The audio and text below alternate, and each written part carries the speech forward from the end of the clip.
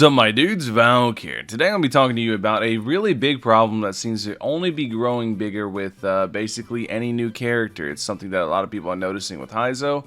It's something that a lot of people are noticing, period. And it's going to just keep growing and growing. And it's the fact that basically Hoyo wants you to use double the resin for the exact same thing that you used to be able to get with just one resin.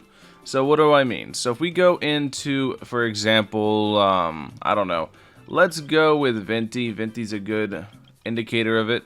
You can see Venti right here takes Hurricane Seeds. We go check Hurricane Seed drops.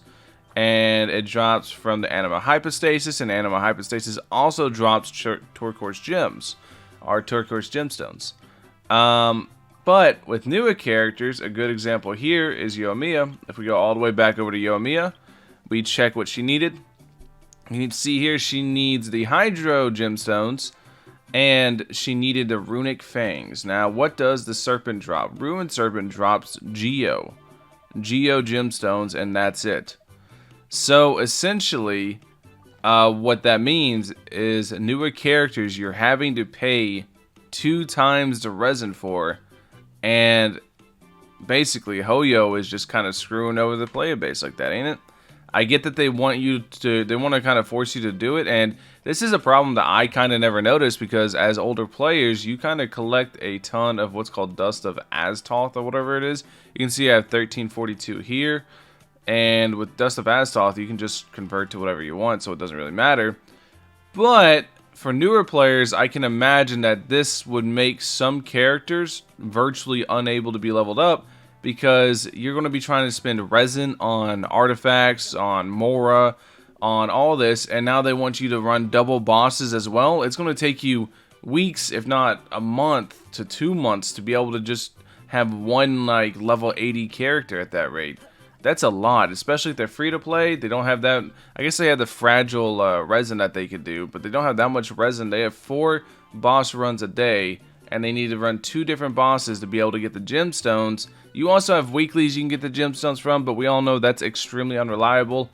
Yeah, it's a pretty damn big issue, and it's something that I have not really seen talked about a lot, because it's just kind of just now becoming an issue.